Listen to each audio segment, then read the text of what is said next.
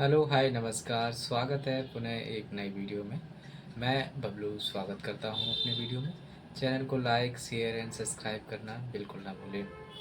तो आज क्या है ख़ास इस वीडियो में, हम डेली की तरह आज भी टेंस सीखेंगे क्योंकि पिछले कई टेंस हमारे हो चुके हैं।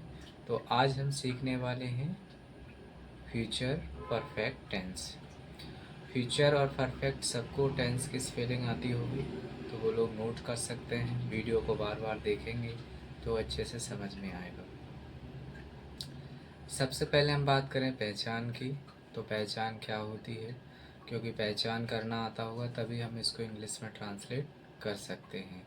अदरवाइज़ होगा क्या कि हम गलत गलत ट्रांसलेट करेंगे, जिसका रिजल्ट भी गलत ही निकलेगा।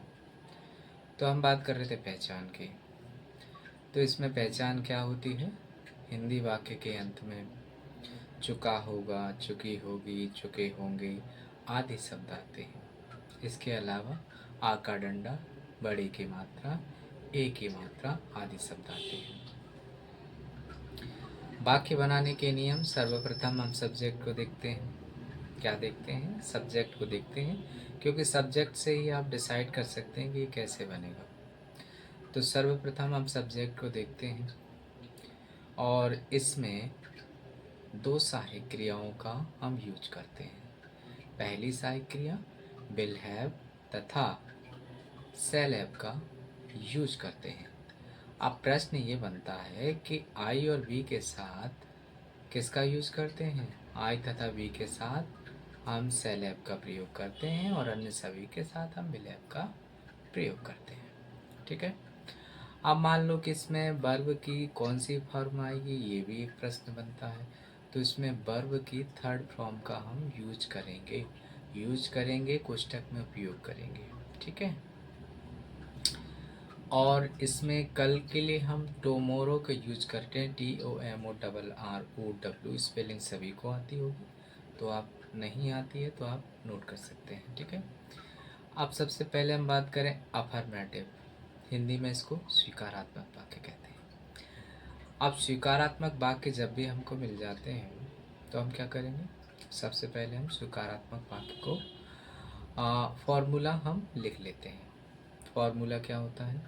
Subject plus will have oblique shall have plus verb third plus object plus time plus other words. ये तो हमने फॉर्मूला लिख लिया। अब प्रश्न ये भी बनता है कि फॉर्मूला तो ठीक है, याद हो गया, बिना एग्जाम्पल के हम कैसे समझेंगे? तो एग्जाम्पल होना बहुत ज़रूरी है ना। तो एक एग्जाम्पल भी ले लेते ताकि अच्छे से समझ में आ जाए। तो एग्जाम्पल ऐसे कोई भी आप ले सकते हैं। बेघर जा चुके होंगे, ठीक है ना, जा चुके होंगे। जब भी ये शब्द आया चुके होंगे तो हम इसमें क्या करते हैं, विल हैव और सेल हैव का यूज करते हैं। और हमने आपको पूर्व में बताया है कि आई तथा वी के साथ सेल हैव का प्रयोग करते हैं, अन्य सभी के साथ हम विल हैव का प्रयोग करते हैं। तो वे के लिए हम लगाते हैं दे, THEY। और उसके बाद हम लगेंगे इसकी हेल्पिंग वर्ब यानी सहायक क्रिया विल हैव। ठीक है। अब हम लगा जा चुके, जाने को हम बोलते हैं गो। इसकी थर्ड फॉर्म होती है गॉन। गॉन। उसके बाद जिस स्थान की ओर हम जाते हैं उससे पहले क्या लगाते हैं भाई? प्रीपोजिशन आपने पढ़े होंगे, हमारे प्रीपोजिशन पे कई टॉपिक बने हैं तो आपको पता होगा। और जिनको नहीं पता है तो कोई बात नहीं, छोटे स्थान पे जाने के लिए हम ऐट का प्रयोग करते हैं और बड़े स्थान पे जाने के लिए हम टू का प्रयोग करते हैं। तो टू होम, तो ये पूरा कैसे बन गया? बेघर जा चुके होंगे, तो they will have gone to home. चलिए, ये तो आपकी समझ में आ गया। हम मान लीजिए हम इसका नेगेटिव बनाने की कोशिश करते हैं। देखो, negative, interrogative first, interrogative second, सारे हम इसका बनाना सीखेंगे। तो अब बात करते हैं नेगेटिव की। नेगेटिव को नकारात्मक कहते हैं, सभी जानते होंगे।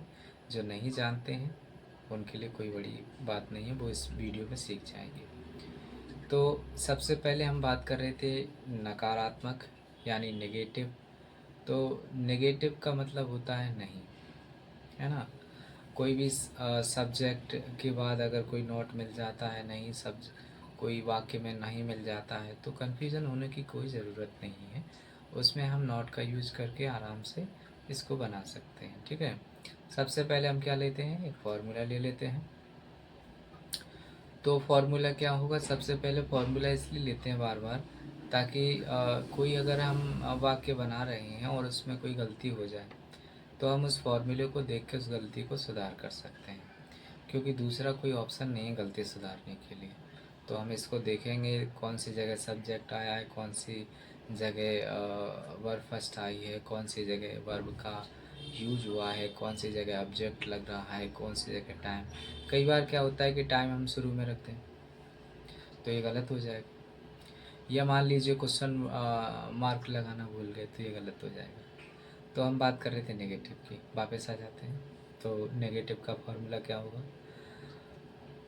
आप ऐसे लिख सकते हैं, subject plus will not have, oblique का निशान प्लस, ऑब्लिक निशान आप अपनी तरफ से लगा सकते हैं, shall not have plus verb third plus object plus time और प्लस अदर वर्ड्स। तो ये फार्मूला हमने इस तरह आसान से लिख लिया। अब फार्मूला लिखने से फ़ायदे क्या हैं, फ़ायदे ये हैं कि मान लो कि आपको समझ में नहीं आ रहा किसी सेंटेंस में कि सब्जेक्ट कौन है, ऑब्जेक्ट कौन है और इसमें वर्ब फर्स्ट कौन है ना, कि टाइम कहाँ लगाना है, तो आसान से शब्द है टाइम आप ऑब्जेक्ट के बाद लास्ट में लगाएंगे, है ना। तो अब इसका क्या है, एक एग्ज़ाम्पल लेते हैं ताकि अच्छे से समझ में आए। एग्ज़ाम्पल कैसे, एग्ज़ाम्पल इस तरह हम ले सकते हैं, नंबर 1, लड़कों ने, बहुत सारे हुए, लड़कों ने किताबें नहीं खरीदी होंगी। लड़के कितने हैं, बहुत सारे। तो हमारे पास पूर्व में हम जान चुके हैं, पूर्व यानी पहले हम बता चुके हैं डेफिनेशन में कि आई और बी के साथ सेल बी का प्रयोग करेंगे, अन्य सभी के साथ किसका यूज करेंगे, भाई विल बी का, विल हैव का यूज करेंगे। ठीक है, तो बात कर रहे थे नेगेटिव की, तो लड़कों ने किताबें नहीं खरीदी होंगी। अब इसको सबसे पहले तो हम पहचानेंगे कि भाई टेंस किसका है, खरीदी होंगी, हमने कहा बड़ी की मात्रा होगी, साथ में क्या होगा, होगा होगी, ये तो आपको आना ही, क्योंकि तभी पता चलेगा ये फ्यूचर का है।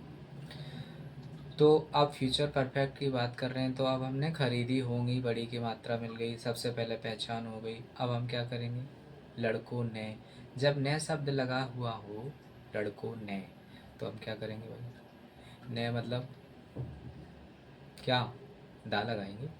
तो द बॉयज़, बॉयज़ लड़के बहुत सारे हुए, the boys will not have, और इसके वाई खरीदने को क्या बोलते हैं भाई, वाई मीन्स खरीदना, और इसकी थर्ड फॉर्म क्या हो जाएगी, बॉट।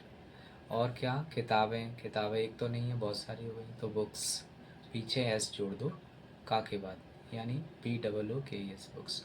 तो इस तरह हम इसको नेगेटिव को बनाना सीख चुके हैं। ठीक है, अब मान लो नेगेटिव हो गया, अब क्या करें, अब इसके बाद हम बनाएंगे प्रश्नवाचक पहला, इंटरोगेटिव प्रथम।